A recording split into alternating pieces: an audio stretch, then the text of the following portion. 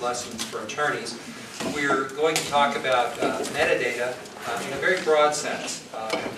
We talked about it throughout the day. We decided that because we're last in the day, we provide some pictures, some hands-on, ooh-ah sort of examples to make some of what we've seen real and to keep us all awake at 4 o'clock in the afternoon. I got to say, I'm really happy to be joined by the two people to my left. First is Professor Andy Perlman from Suffolk University School of Law.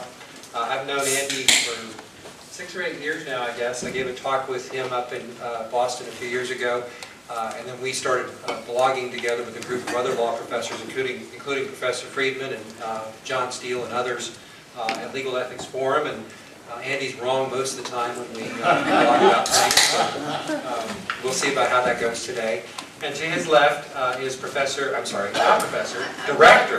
Director Carolyn Southerland. Carol and I were talking last night. We think we've known each other for 25 years. I met him when I was 12. I think you were 7, weren't you? I think That's it. We worked together at Baker Botts for many years, and after I left that firm, Carolyn became sort of the in-house guru for e-discovery at Baker Botts, and talking to her after I left, it seemed like that kind of took over her practice. And how long ago did you move to Huron? About a year and a half. About a year and a half ago, she moved to Huron Consulting, which is a large organization specializing in electronic discovery and related issues. And she's quickly moved to become a director there, and managing director, excuse me. And has been to the Sedona Conference as part of that group, and just has a wide range of experience. So with that background, let me tell you a little bit about our topic. Just like that one. We're going to talk about metadata and other hidden information, and we're going to look at it in 3 different formats. First of all, electronic documents, such as Word documents, PDF, WordPerfect, things like that. Andy's going to take the lead on that part and show you some real examples, and I'll talk about some things that I've seen. And we're going to make this a little bit, hopefully, more interactive between us and not so much as 3 people talking serially, hopefully. Then Carolyn's going to talk about email and some of the issues that come up if you ask for metadata. You may get way more than you want. And at the same time, there's some information in email that many people do not know exists, and she'll talk about that. And then finally, I'm going to take the lead when we talk about hidden information in the internet and show some examples and talk about some of the ethical issues that arise just by using the internet, just by going to a web page. You create hidden information. First, what we're going to do is we're going to start off, though, with Carolyn giving us sort of a little bit of technical background, talking about the definition of metadata and a little bit more technical information than Andy and I are competent to do. I think that the most common definition of metadata that you see out there in the world is data about data, which I don't think is very helpful. In fact, it doesn't really tell me anything. So my favorite definition of metadata is the Sedona Conference definition. And I'm going to stop for a second and give a little plug on the Sedona Conference. I think Jason mentioned it earlier today, maybe Ralph, Judge Facciola. The Sedona Conference is a think tank. They have a lot of different things that they do, but they have a group that's focused particularly on electronic discovery. And they've pushed out a number of documents that I think are very useful for lawyers and law students who are trying to learn more about the electronic discovery arena generally. One of my favorites is the Sedona Glossary. It's got all kinds of stuff in it about electronically stored information, all those acronyms and different things, different tech talk that the IT professionals use that is a complete mystery to most lawyers. Much of it is defined with a great deal of precision in the Sedona Conference Glossary. One of those definitions is metadata. And we bullet pointed some of the key points of the fairly long metadata definition in the Sedona Conference Glossary. By the way, you can get all this stuff free. You can download free in PDF from www.thesedonaconference.org. So check it out. I highly recommend it. But what metadata is it's the information about the building or construction of a document. It's things like what we e-discovery geeks like to refer to as the MAC dates. Modified, accessed, created, which is sort of out of order, but it wouldn't make a good acronym in the right order. Created, accessed, modified, or created, modified, accessed. But it's the information about it. Who was the author? Who created it? When did they create it? When did they last access it? When did they modify it? And you can get down into a fair amount of minutia in metadata. As David mentioned a few minutes ago, you can look at fascinating things like word count. How many words are in the document? Which, by the way, would have been really helpful when I was in school and had to write those X 100-word essays. You can just go word count. There are all kinds of interesting things that you can see, and some of you are probably very familiar with what you see in properties and advanced properties. But metadata, some metadata, particularly those dates I was talking about, can be very easily modified or altered, either purposefully or inadvertently. And most often it's the dates that get modified, and most often they get modified accidentally. When you run a virus program, frequently, most of the time, you change your last access date. And that may or may not be important in litigation. If you take a document that you've saved, say, on your hard drive and move it to a thumb drive, if you go and look at the document on the thumb drive, your create date is different. Your last access date and your last modified date will likely stay the same, interestingly enough, particularly that last modified date. So you'll have a document that appears as if it was created after it was last modified. Which is kind of interesting. Play with it and see what you find. You'll see that in Word and Excel, and it's a little glitch in Microsoft. Can you tell, I've never heard before about the virus software, can you tell, can anybody, whether it's a normal person like me or a high-tech person like you, can they tell whether it was the virus software that changed the access date, or is it?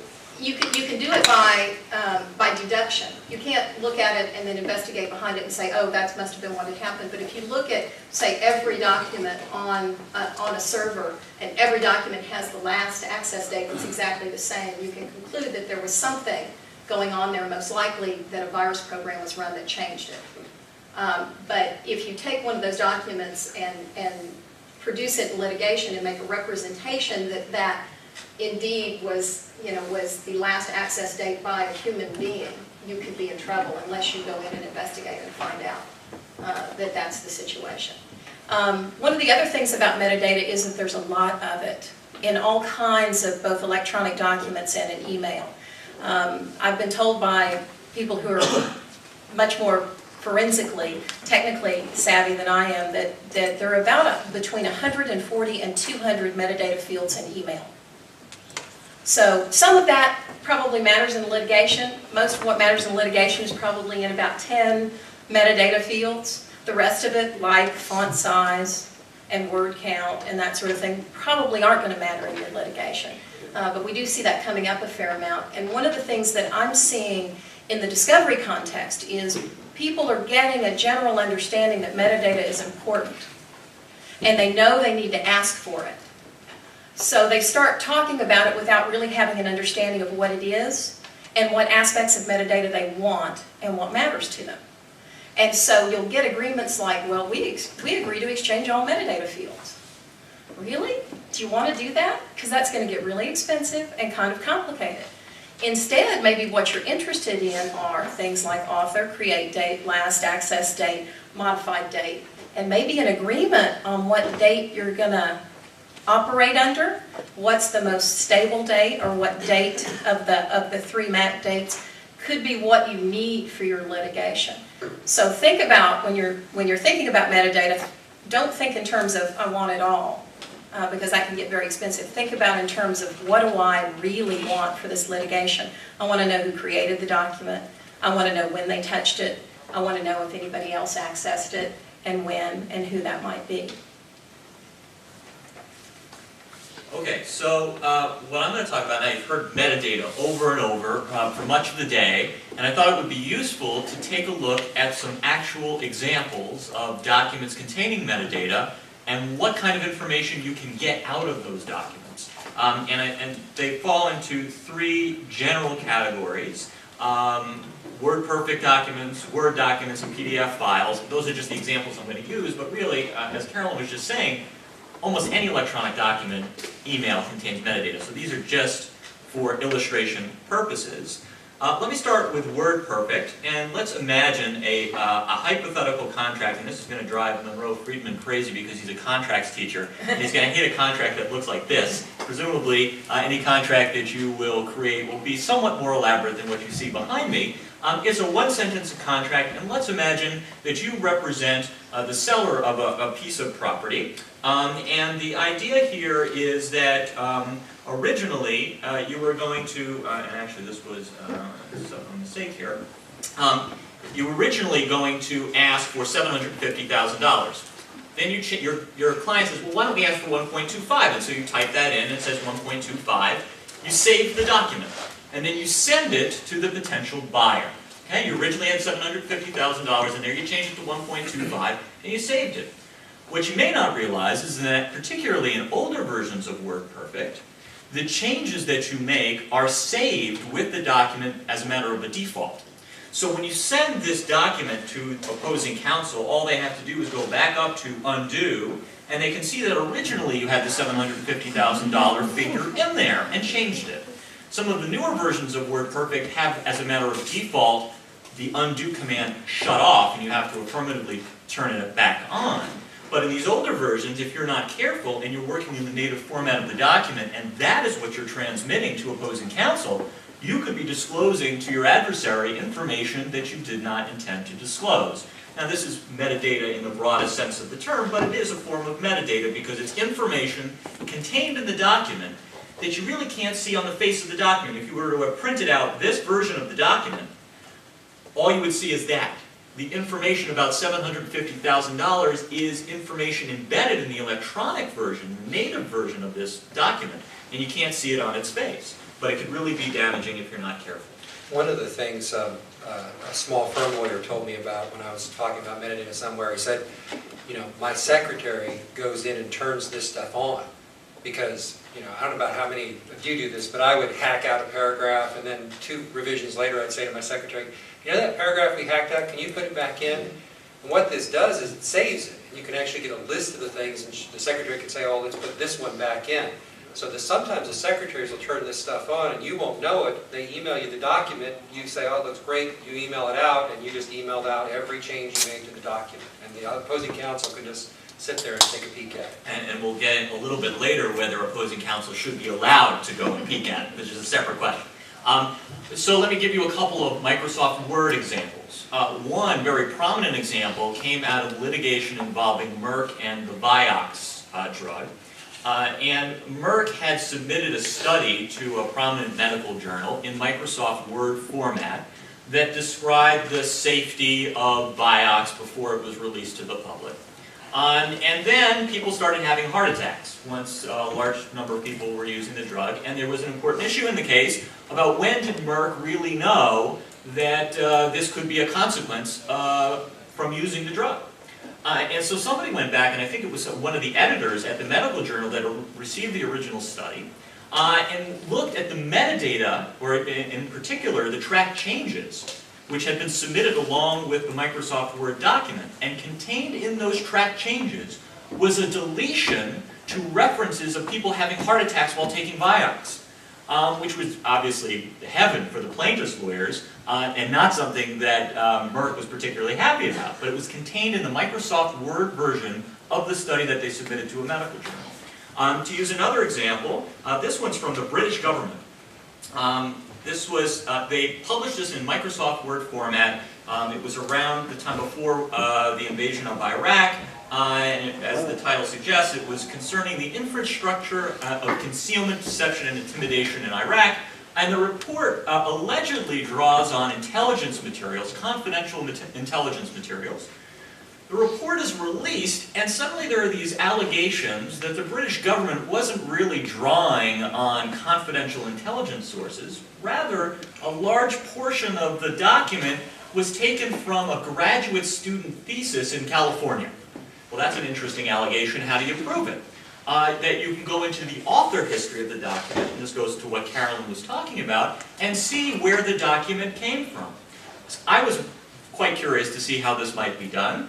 And so this is the actual Microsoft Word document that the British government had, apparently, I guess, on its website.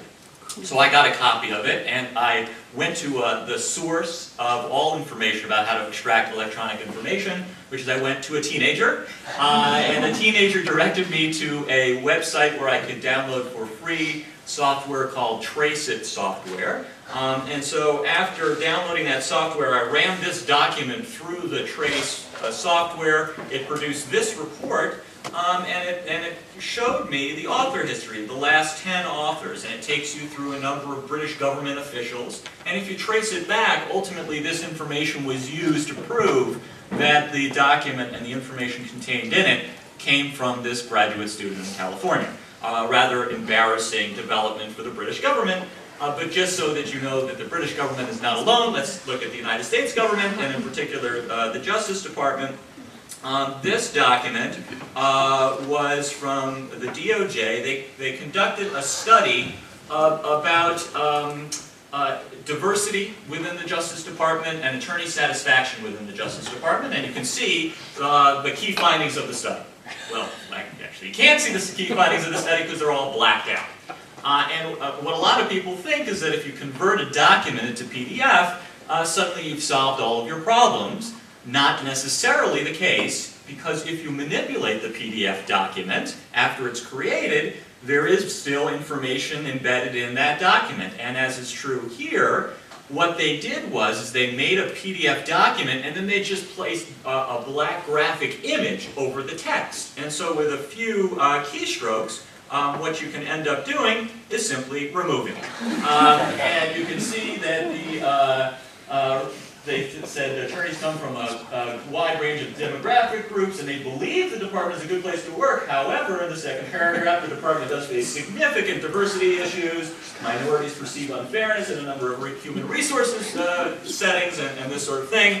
A little bit embarrassing for the Justice Department. And then, just so that we don't pick on governments, the next example is a PDF document from a prominent law firm who is representing AT&T in connection with a lawsuit that was brought in connection with the government's connections with AT&T to monitor communications. And so there was a lawsuit that was brought, and there was rather sensitive information that was contained in one of the briefs that was filed with the court. And so a major firm submitted this brief, again, having converted it to PDF format, but doing the same thing, putting the black graphic image. And this was not that long ago. This prominent firm did this. And what you can do, and I'll just show you exactly how this is done, all you have to do is highlight the text, like that. You Control Insert. You can open up a blank document, and then hit Shift Insert, and you can see exactly what's underneath. Not very sophisticated. Like I said, I had to go to teenagers to figure out most of that, but I could do that myself. Very easy to find out this sort of information. So there are all sorts of dangers associated with electronic metadata. Granted, a lot of metadata is going to be useless to most people, but occasionally you can have disastrous consequences like these. And what I'm going to be talking about later are some of the ethical issues associated with it. Before I move on, I just want to mention one last thing. It's not really about metadata, but more a danger associated with electronic communications more generally. And that is the use of email. Carolyn's going to talk about email in more detail in just a moment, but I wanted to give a relatively recent and prominent and scary example of how careful you need to be regarding email. And I'll just give one small piece of the big email problem, and that is the autocomplete feature in email. You've all had the experience of typing an email address and in pops an email address, right? And it's not the one that you really want to send it to, so you have to go back and you have to put in the right one. So in this particular case, there was a lawyer, and I believe it was out of Philadelphia, and the lawyer wanted to send a fairly confidential document, privileged piece of information to co-counsel in Chicago. And the name of the lawyer, and I don't want to try not to embarrass him, but you kind of need to know this piece of information. The lawyer's name in Chicago was named Bradford Berenson.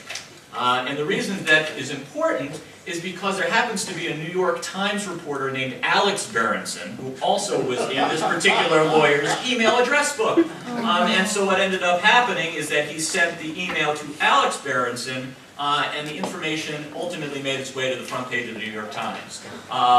It's so very embarrassing situation, but yet another cautionary tale for those of us, which is basically everyone, who use technology to communicate. So it's in documents, it's in email. I don't know if you would like to... Well, I was going to say there was a fascinating case even more recently, and it raised an issue I'd never even thought about. This lawyer is in New York City, representing a New York client, and he gets in a tussle with opposing counsel, but then he goes on vacation to Hilton Head. He's in South Carolina, and his client sends him an email saying, opposing counsel is, a jerk, and what are we going to do about this? The lawyer, intending to write back to his client, inadvertently wrote to opposing counsel, and according to the court, said some colorful language about opposing counsel. So opposing counsel receives this email basically saying, you're a jerk. And the court, first of all, had to deal with the question of inadvertent production and those sorts of things. We'll get more into that in a moment. But it also had to deal with the question of choice of law. I mean, you had a lawyer who is now in South Carolina, which had one approach to waiver of privilege, and we'll get more into this in a moment, where he normally was in New York, and I assume the email went to his New York server, and that's how he got it by his BlackBerry and Hilton Head. And the court had to sit there and struggle with whether privilege would be waived, and if the first question to that was what law applied to it. And, I mean, these are the things that we're just beginning to see the tip of the iceberg on with respect to email. So I think Carolyn's going to go into more depth on it.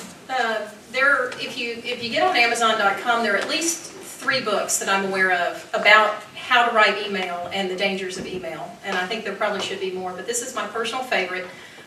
Will Schwalbe, who is, I think, the op-ed page editor at the New York Times.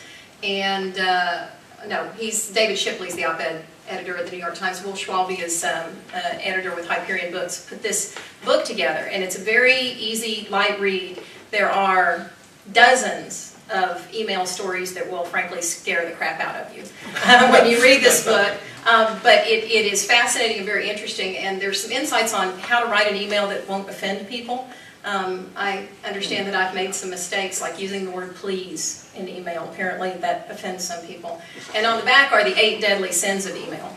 But a fascinating book just about living in the world of email. It's Send, the Essential Guide to Email for Office and Home. We did talk earlier about the details of metadata, and I'm going to spend just a couple of minutes kind of geeking out on you, showing you an email example and where somebody who's technically adept can get behind the email and see how it traveled to its ultimate destination and really what's behind it.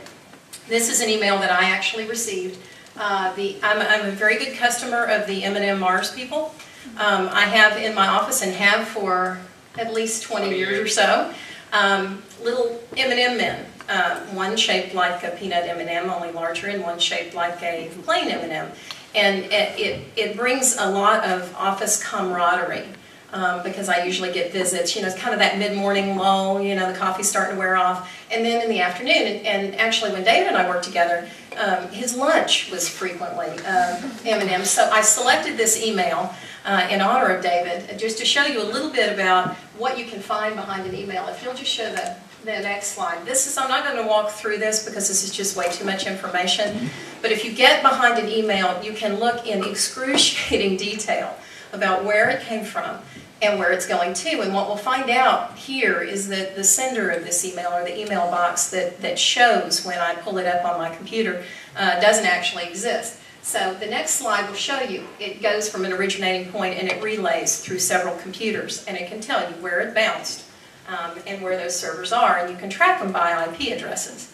And the last one is sort of a graphic representation of this, and so it shows it's coming out of an email box that doesn't actually exist and ultimately into my email box as it runs through the system. Now, what I discovered when I started looking at this is that the email address doesn't actually exist. They've spoofed it, if you will. And if I was creative enough, I probably could have created an email from maybe whitehouse.gov inviting me to dinner, but I didn't do that. I picked this one. And so you can see, if you are technically adept, that an email may actually not exist. This has actually come up in the domestic context.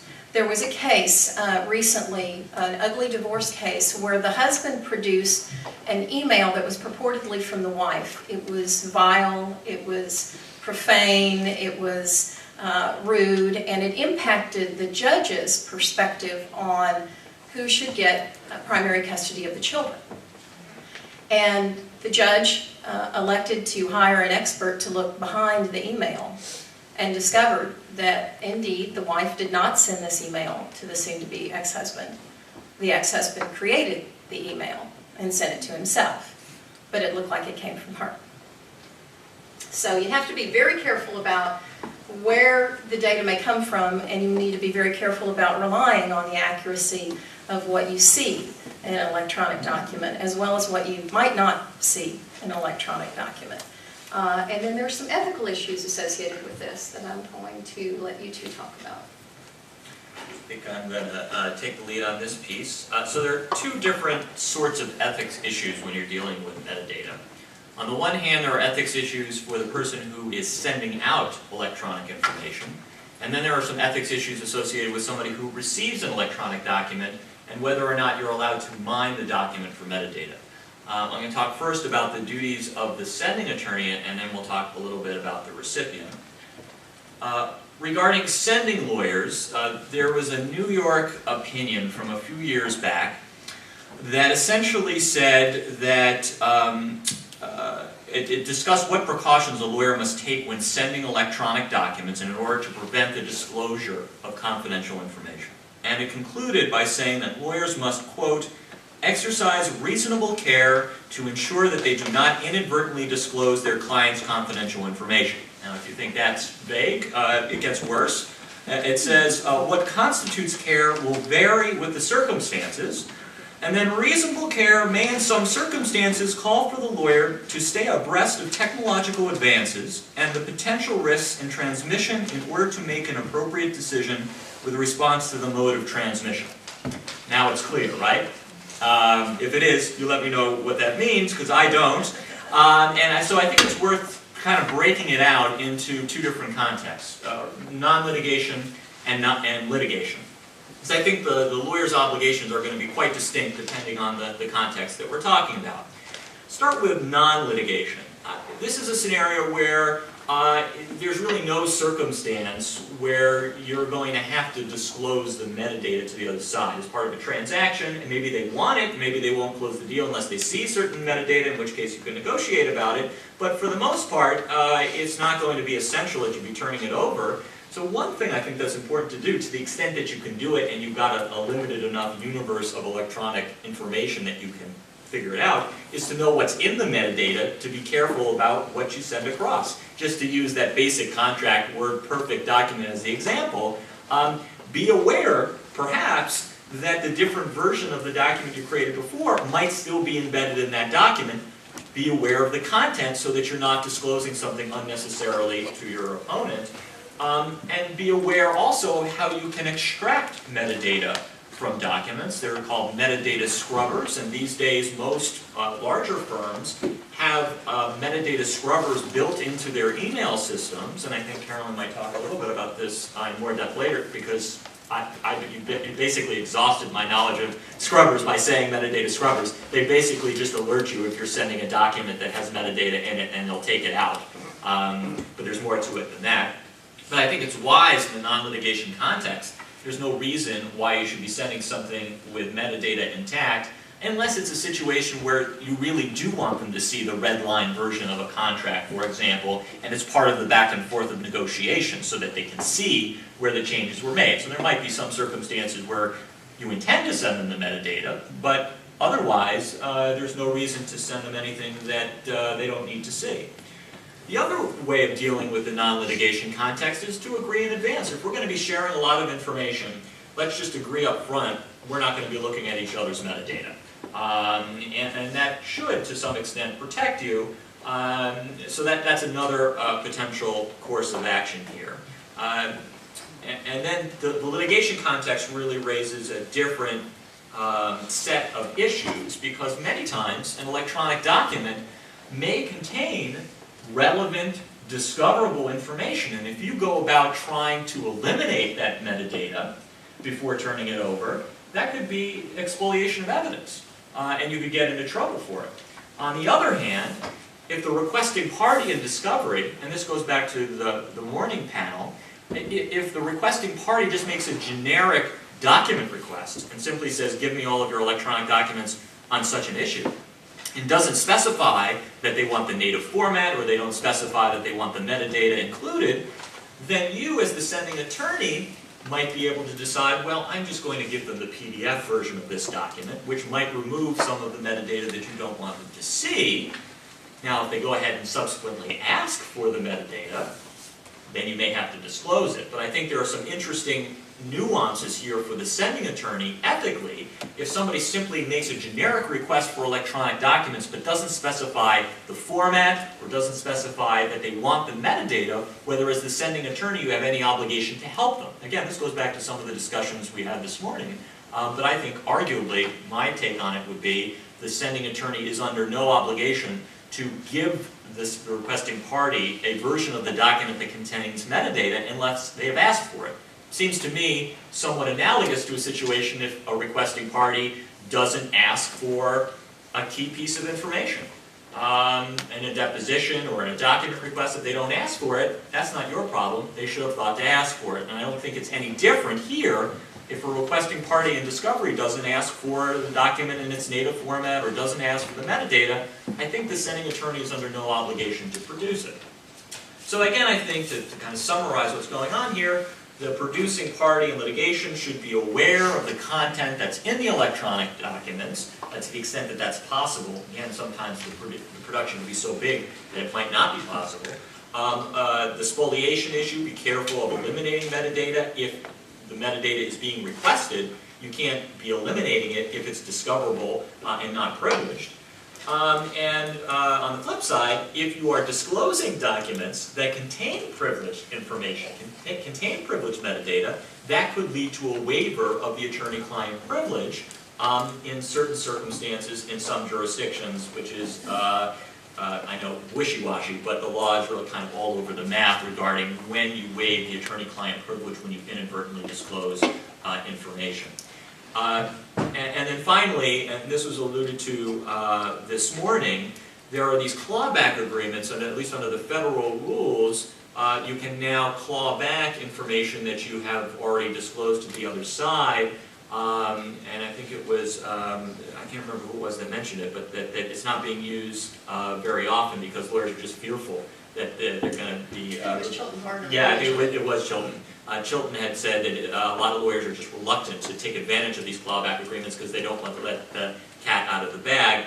But there's still, nevertheless, it's worth considering up front entering into an agreement with opposing counsel saying, if I send you a document and it contains metadata, you're not going to look at the metadata without us discussing it first. And if you contractually agree to that, there's nothing wrong with that approach. So, But before we move on, though, one of the things that I want you to think about is that, as I mentioned earlier, a lot of metadata, particularly those dates, can be altered and very easily and inadvertently at the outset. So when you talk to somebody about production, you're probably at least reasonably far into the litigation. And you have to think about preservation long before you're in a situation where you're discussing production of metadata with the other side. You have to think about whether or not you need to preserve that type of metadata information when you reasonably anticipate litigation and you go about capturing or collecting the information you may need to ultimately produce. So if your client says to you, I'll email you all of the documents that I have that matter to this litigation, and they forward it to you via email, and if there were documents attached to a series of emails, or they're in a zip file that all come to you in one great big fat attachment. And then you save them somewhere and then produce them in the litigation. If you negotiate with the other side to produce that date metadata, you haven't given them the correct metadata. You have to know how to capture the information, and there are programs out there that can keep that metadata intact where you can move it from, if you will, medium to medium or storage device to storage device to ultimately get to where you need to be. But you need to be thinking about spoliation when you're in preservation mode, if you will. And that's likely going to be long before you have the discussion about whether or not the other side even wants it. It's preservation in a forensically sound, I know some people really kind of blanch when I use that phrase, but in a forensically sound way, that is, you keep that metadata intact, is something you have to contemplate very early in the litigation. There was on the clawback issue, it didn't surprise me that people weren't using them, and I wrote an article about this a couple of years ago, and here's what struck me about the provision.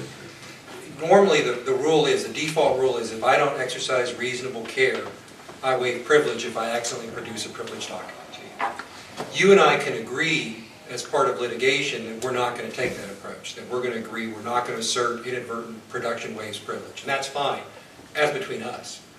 But if I produce a document to you and you've agreed you're not going to, claim privilege waiver, what about if Carolyn and I get in litigation? What about if I sue you in state court? Right. You two are in federal court and you're governed by those rules, but what about if I sue you in state court and I say you have given that document to him? I get it. Yeah, and so I think everyone's just staying away from a lot of that, and it's still, the rule was designed to get it so we wouldn't spend so much time as lawyers reviewing documents, for example, privilege metadata or whatever, and waste so much time on privilege reviews, but I think it's gained nothing in that area, at least from what I've seen, and it sounds like Chilton said it's confirming that. Well, and I think a lot of lawyers, I mean, just to take a step out of the e-discovery world and into kind of the ordinary practice of law, once you've turned over privileged information to the other side, how do you unring that bell? How is it going to impact the way that they approach the litigation? Even if they can't use the document, say in depositions, it will impact their strategy. So I think that there is some reticence that existed long before we started talking about electronic discovery, and that remains when you start talking about these clawback agreements, I think. That's a good point. I think that the idea of inadvertently producing privileged information inside of metadata or hidden in a document that you aren't aware exists is enough to be scary. But there are some things, some tools that you can use that will help you, and metadata scrubbers are probably the ones that come to mind immediately. And Andy mentioned them earlier. There are common ones out there. A lot of law firms, especially the bigger law firms, have those metadata scrubbers, as Andy said, attached to their email system. So what happens is if you send a native document, if you have a Word document or an Excel spreadsheet or something attached to an email, and that email is an external address to the firm, a question box will pop up. Do you want to scrub it? And you have various options in these metadata scrubbers. The ones that come to mind, I think Easy Clean is probably the one that's used mostly by law firms. KKL is the software manufacturer, and there's one called, it's something like 3B Clean or something along those lines, and there are others that I'll talk about in a minute, but it will prompt you and ask you if you want to scrub the document of metadata. You can also go in and, using various options inside the metadata scrubber, say, I want to scrub all the track changes. I don't want them to see any of the track changes, but I don't care about the other metadata. I don't care if they know when the document was created, who created it, or any of that.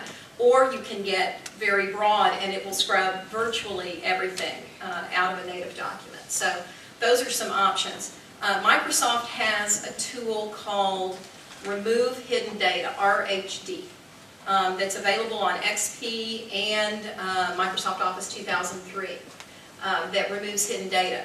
It in and of itself, I think, is dangerous because while it removes hidden data, it does not touch the track changes. It really only focuses on that metadata I talked about earlier that's kind of outside the document, that author information and that sort of thing. So it can be a trap for the unwary to rely strictly on that Microsoft tool.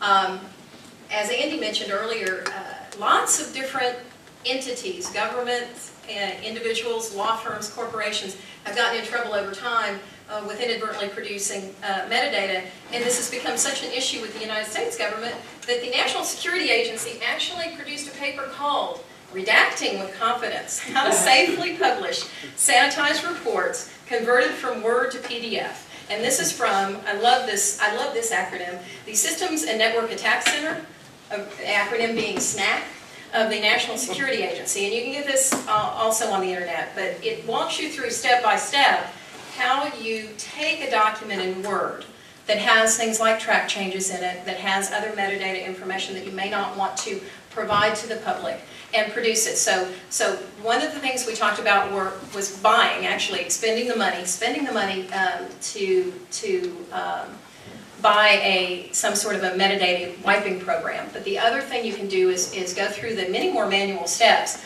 that are provided in this document. The example that they give here is a Word document. And essentially what they say is that in order to wipe the kind of metadata that we've been talking about out of this document, you essentially create 3 new documents. So you take your original document, you save it as a new document. You go into the new document, you turn off track changes or accept what you want to change, you delete comments, whatever you want to do to it to take out that information that we've been talking about that a lot of people aren't even aware exists once you turn off the track changes, for example. You take the text of that document, you copy it, paste it into a new Word document, which you save with yet another new name, and then you take that document and convert it to PDF, and then send it out. Why has the government spent a lot of time, and I assume a lot of money, trying to educate people to do this? Because they've produced information that they didn't want to produce. The one I remember, Andy, had to do with the Italian journalist in Iraq, the investigation that followed that, where they produced, I believe it was in Word, a document where they had turned off the track changes, but not deleted the information. They'd simply turned off the track changes. And a journalist got a hold of it, turned on the track changes, and there was all the stuff that they didn't want anybody to see about that. So that one I think is another example of why you have to be very careful about knowing what's in documents that you wouldn't necessarily see on their face. Well, let me ask y'all, we're talking about the duties of the sender, and I remember one person said to me once when I was talking about this, they said, I just print everything out and mail it. And that was their solution to all of these problems. And it does solve all of the problems. But then somebody told me that photocopiers nowadays, modern photocopiers, put some sort of little tiny embedded code on them. So there's actually metadata in pieces of paper from modern copiers. So we're going to go back to scriveners, I think, is pretty soon. But, you know, what is reasonable care here? I mean, do people have to make 3 copies of the thing and PDF it and all that? We've seen, you know, making an Adobe file and blacking it out doesn't work. Did that person exercise reasonable care when they did that? I mean, I would have thought it was gone. You put a big black sticky over it. Is paper required? Is scriveners required? Should we not write documents? I mean, what's the answer? The answer is that what constitutes care will vary with the circumstance. You know, unfortunately, I think that's the best that we can do. I think there's a spectrum of negligence when it comes to electronic documents, and there'll be certain situations that are so obviously negligent that I think an attorney could be subject to malpractice, and then there are circumstances where no reasonable lawyer could have possibly foreseen that somebody was going to be able to extract the information, and then there are all sorts of cases in between. And what makes this particularly difficult is I think that what's going to be considered negligent is changing over time, and that was the clear import of the New York opinion, is that you have to stay abreast of technological changes, so that what we consider to be within the bounds of reasonableness today may not be reasonable 4 or 5 years from now. And so I think, you know, I'm being cagey here, not giving you an answer, but because I don't think that there is one. I really think that it's a moving target, and that some of the things that lawyers can get away with today, they won't get away with a few years from now if information is turned over by mistake. So, you know, I think the devil's in the details. We'd have to look at a very specific example and say, should a lawyer have figured this out? I think it's going to be debatable. Do you think, I'm sorry, go ahead. You said the standard of care is changing. Is the fact that more and more firms are buying metadata scrubbing programs, is that going to impact that analysis? Yeah, I think so. Like, I think that, just to use that as an example, I think if you go back 5 years ago, and if a law firm sent out a document that had metadata in it, and the other side got it, I think it would be unfortunate, but perhaps forgivable, at least from maybe a malpractice perspective. Increasingly, I think we're getting to the point today, if that a lawyer sends out, just to use as the example, the word perfect document with the undo embedded in there. I think if a lawyer does that today, that's getting pretty close to negligence, if it isn't already. I think somebody would have a decent case for legal malpractice against a lawyer who did that, because I think lawyers should be aware at this day and age of the undo command that might be in a word perfect document. It's very easy to turn it off, and you had the original number in there, and then you changed it, and you didn't take proper precautions to make sure that that undo was in there or not. I think that today might be considered negligence, where maybe it wouldn't have 10 years ago or something like that. So I think it is a moving target, and it depends what the issue is. Well, and in that context too, the person could have taken that document with the correct number in it, with the 1.25 million in it, converted it to PDF, probably with 1 or maybe 2 mouse clicks, and sent out a PDF. That was not a particularly long or complicated contract. If the other side wanted to modify it, the notes could be handwritten and faxed or PDF'd back. As opposed to a document that may be multi-hundred pages that many people may be needing to actually access the native file to make comments on.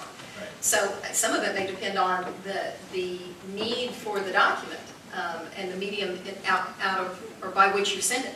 Yeah, may be impacted by how the document's going to be used. I agree. I think that, and that's probably why the New York opinion was written as the way that it was, because I think it's very difficult to draw bright lines here as to, well, this would be unreasonable and this would be reasonable, because like I said, I think it's a moving target.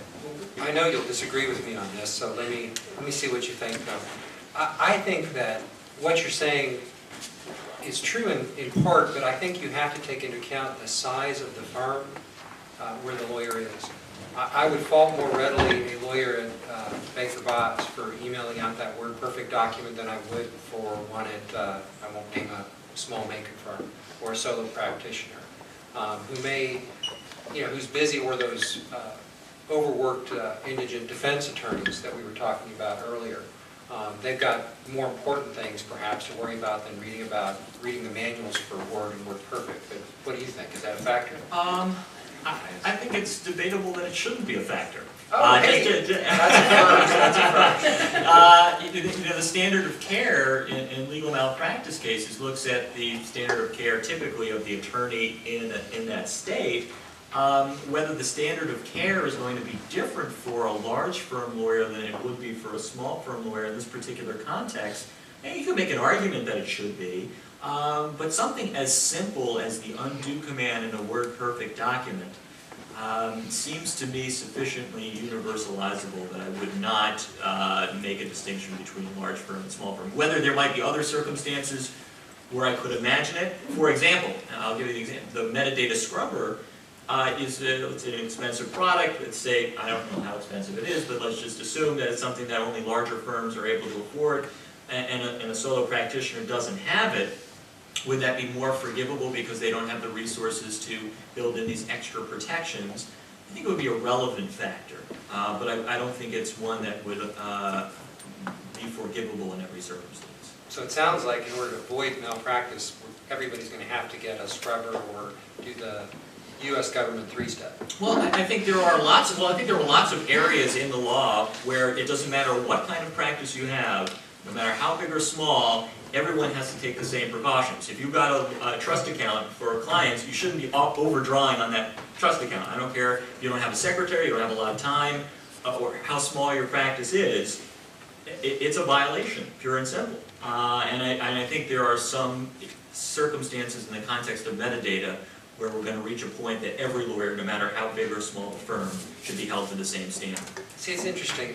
One last thought, and then we've got to move along to the recipient. But I've only worked at a firm once that had scrubbers on it, and I hated them because usually you do your email and you click send and you can walk away. And instead, some little box came up that said, "This document has metadata. What do you want to do?" And if I didn't remember it, I would walk away, and 2 hours later I'd come back and that little box would still be on the screen and the email hadn't gone out. And then the one I had, this was years ago, you had to go through and click, do I want the track changes gone, do I want this gone? I mean, it took me like an extra 30 seconds, which isn't much to send out an email, but it was enough to tick me off about it. And But you do get to bill that time. oh yeah, great, then I'm all for this. But with saying that, let's move along to the duties of the recipient. Yeah, this is actually my favorite issue in the whole metadata discussion, is the ethical duties of the receiving party. So let's say that you are on the receiving end of that WordPerfect document, and you see the undo command up in the corner, and you see that it's not grayed out. So there is something there that you could discover if you click undo. Should you be allowed to look? What are your ethical duties regarding mining of metadata? Should you be permitted to examine it? The first opinion that came out was out of New York, And it said, the bottom line was, a lawyer may not make use of computer software applications to surreptitiously get behind visible documents. That was the ultimate conclusion. It seemed that the opinion was supposed to be about the non-litigation context, but nevertheless, the ultimate conclusion was it would be unethical for a lawyer to examine the metadata in an electronic document. So in that WordPerfect example, if you hit the undo button, presumably this New York opinion suggests that that would be unethical. Subsequent opinions, some of them came out the same way. The Florida Bar issued an opinion that reached the same conclusion, and my favorite quote came from a board member of the Florida Bar who said, quote, "I have no doubt that anyone who received a document and mines it for metadata is unethical, unprofessional, and un-everything else." Not sure what everything else is, but that's a fairly strong statement that they didn't believe that somebody should be allowed to mine a document for metadata. Since then, there have been a number of other ethics opinions that have been issued, some of them coming out the same way as Florida and New York. Alabama and Arizona have reached the same conclusion. Lawyers shouldn't be looking at metadata unless they have permission to do so. And then some bar associations have issued opinions saying generally it should be okay for a lawyer to be looking at metadata. The ABA, Colorado, the District of Columbia, and Maryland. And then, of course, there's the law professor's favorite scenario. You can almost guess what it is. It depends on the circumstances. Pennsylvania issued an opinion largely along those lines. They like being a battleground state. Indeed, in every possible way, and it comes to mining of metadata as well. Regarding whether you can look, bar associations are split. It's quite unclear. There might be distinctions based on practice setting, whether it's litigation or non-litigation. So I think this whole area is quite a mess regarding a lawyer's ethical duties in this regard. There's a question. Has any bar said or court said there is an affirmative obligation to look? If you've received this information from opposing counsel and you think there's a possibility that there are changes, don't you have an obligation to look to see on behalf of your client, picking up on Mr. Hamilton? And we have a zealous advocates and do it.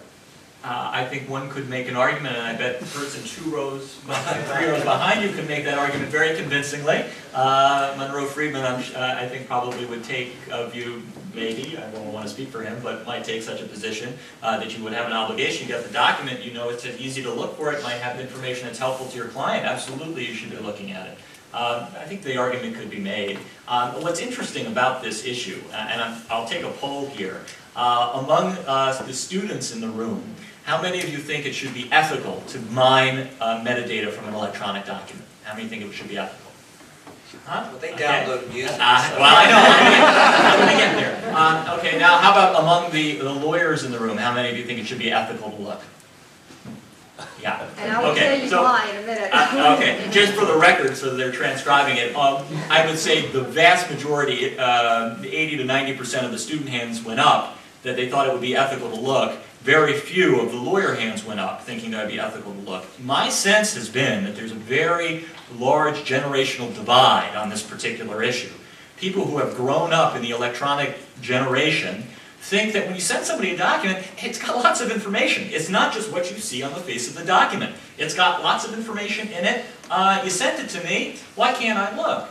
I won't say older, I'll say more senior attorneys tend to think, a document, this is what I think of as a document. I didn't intend to send you anything else but this. I just did it in electronic form. If you're digging around in the other information, it's like going through my briefcase when I've left the room. How dare you? That's unethical. And so there's a very interesting difference of perception regarding what an electronic document is and when it's permissible to look at more than what's on the face of the document. And I think just this poll right here is a very nice illustration of that generational divide. So I think this is an issue that's going to be continuously debated over the next few years. It'll be interesting to see the way that it plays out, but we certainly haven't heard the last of this particular issue. What I also think is interesting is you can't explain the split in these decisions on this basis, but it does explain some of them. Some states have the equivalent of Model Rule 4.4b, which requires lawyers to at least notify, and they vary the requirements in their state rules, but to at least notify opposing counsel if they inadvertently transmit a document. And so you get into this question in those states, well, you intended to transmit this document, but not the stuff behind it, and you can see why those states go the way they do and that you shouldn't look for it. You should notify the other side. That explains some of the split. The other states, though, and it's interesting to me, they and Monroe Friedman mentioned it last night, they say it's deceitful to look. And I have a hard time hanging the result on that word. In other words, you commit a dishonest act by clicking undo. That, you know, I wonder if anybody could ever be disciplined. Put aside, you know, bar counsel opinion, you should follow it, but could a bar counsel succeed in a grievance against somebody based upon the notion that you were dishonest by clicking? We don't know. But what troubles me still, I mean, those examples we had up there were not from, you know, bum lawyers. Those were big law firms fairly recently, and mistakes continue to occur. I don't know if those folks used scrubbers and they goofed up. There's the more recent case involving a major firm posted a complaint in Word online, and if you looked at the track changes, you could actually see that they were intending to sue a different party than they sued. And yes, sir, in the back. Well, it's just much. I know for a fact that the Florida opinion came from just the generational conflict you talked about. Steve Tepler, my buddy, was involved in writing that.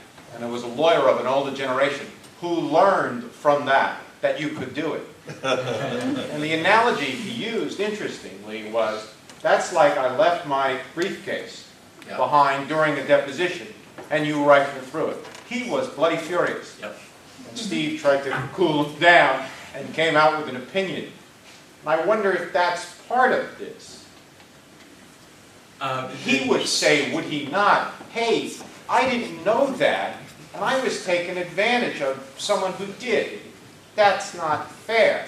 And it's not fair to say of me that I made a conscious decision, which really flowed from my ignorance, not from my knowledge. Right. Reading into what you're saying is you sound somewhat unsympathetic to the attorney who has not stayed abreast of technological changes and isn't aware. I think he runs into the New York problem. Yeah. Yeah. But I can tell you, he was personally furious. I wonder if that's and he the came quote out that of a I read. generation. You know, it used to be said, remember in the early days of the CIA, gentlemen do not read each other's mail. And that was the generation of which he came. Right. And that happens on a daily basis. If I'm doing a settlement discussion, it always amazes me. One lawyer will say, Judge, I want to take my client outside. Is it okay to leave my briefcase? And I'm always stunned. Of course it's okay to leave your briefcase. Did you really think I was going to go through it? But I know he's speaking through me to his opponent who is sitting there. Yeah. Interesting. Yes, ma'am. I would ask it in this context. I've got a case right now going on where I'm thinking of the documents perhaps the opposing counsel may or may not forward to me by email that he obtains from his client, like you were speaking of earlier. In my case, it is a crucial issue right now that it appears certain documents that were in their native format were different than they are now being turned over in hard copy. And we're pretty certain. In fact, we're positive that's the case. I've just got to get the evidence to prove it. So, of course, in my request for production, I'm going to ask for them in their native format and the metadata, which I was not aware of prior to right now. You're welcome. They'll send you a bill. So, my question, and that is why I said I would question whether it is not ethical. Because if I do get those documents from him emailed, by chance he does that, you better believe I need to look back at the original because I know they've already changed them. So I would need to be able to access that to prove my clients that they actually, were greatly injured by this particular company, and this will prove that this company is just lying. This foundation of information. I mean, Exactly. the metadata, some of this discussion really sort of centers around the concept that metadata isn't part of a document. And it is part of an electronic file. It is all within that electronic file, except to the extent we talked a little bit earlier when we were talking among ourselves. There's such a thing as system metadata and document metadata. And so where the document lived on a server, there could be metadata around, where the document physically sat too, that technical people would have to go in and extract, and you wouldn't necessarily see in that file that comes your way. So there's another piece to sort of keep in mind, that you may even need more than you might see in those native files. You may need to know where it lived and on whose computer or what server, and the information behind that. But really, what we're talking about is sort of this concept that this is really all there is to a document, when in fact, when you're talking about an electronic file, there's a lot more. And to say, in my view, that if somebody sends you an electronic file, you can only look at a part of it. You can't go to file properties, which I think everybody in this room has done at some point in time or another, and look at other pieces of this electronic file is I think, disingenuous. And also, just to follow up on this, and also to circle back to Monroe Friedman's comments from last night, whatever happened to the search for truth, the point that you raise is, there's information in this case that hasn't come out that you think really needs to see the light of day. You have the opportunity to discover it. Why should there be an ethical prohibition against you from doing that? And I see some hands going out there and tell me exactly why there should be an ethical prohibition.